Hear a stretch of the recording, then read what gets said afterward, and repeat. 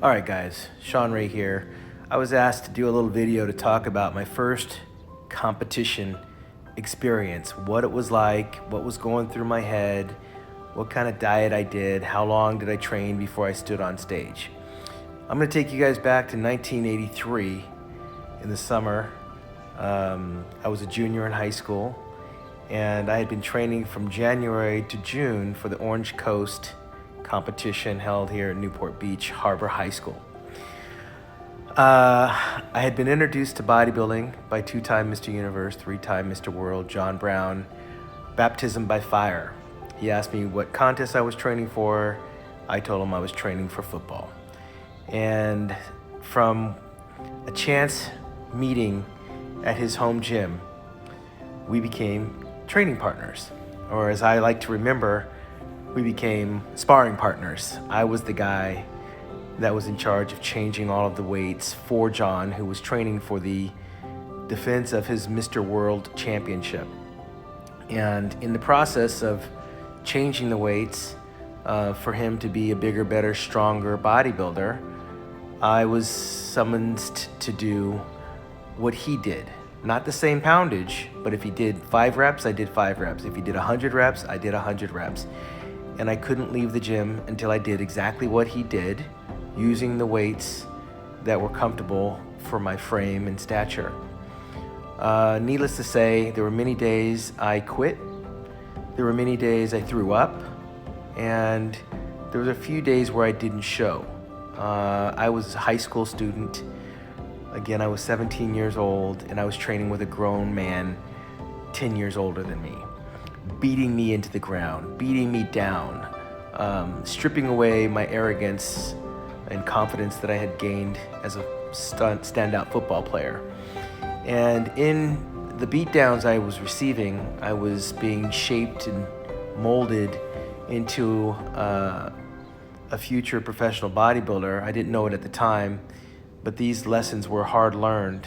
To go home from the gym feeling beaten, feeling ashamed of quitting, and trying to find my dignity to go back to the gym and face the guy that was inflicting the abuse.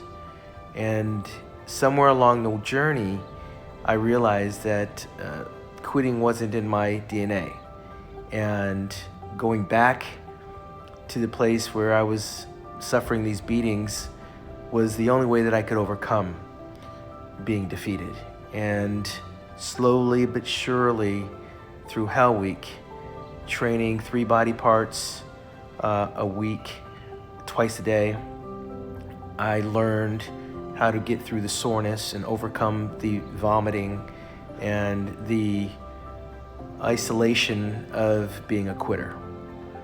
So when I got to a place where I had the condition and the belief that I could survive these beatings, I was a regular workout partner for a world champion. And when he left to Europe, I began training with his roommate. His roommate was a carbon copy of John, didn't have the same bodybuilding physique, didn't have the same titles behind his name, but he was a student of the John Brown Academy.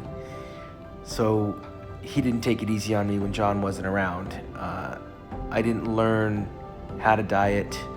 That I had to learn on my own through reading the magazines, Muscle, Fitness, and Flex.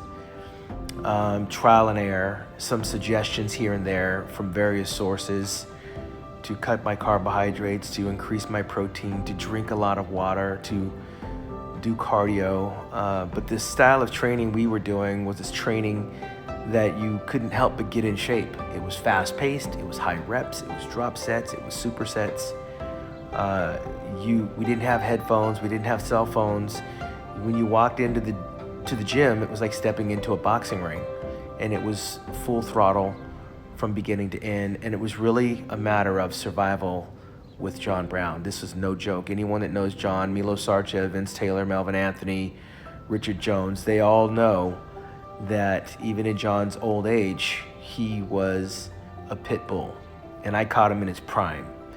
And so I knew and learned what it was like to put in the work, the sweat equity, the resilience, the drive, the fortitude to continue going back day in and day out to do the work in the gym would build the foundation.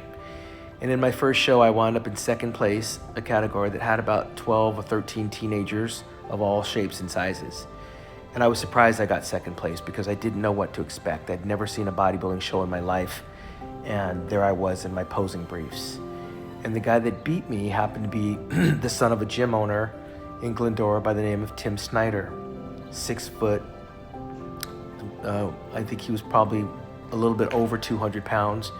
I was about 170, 160. Nonetheless, I got the Best Poser Award.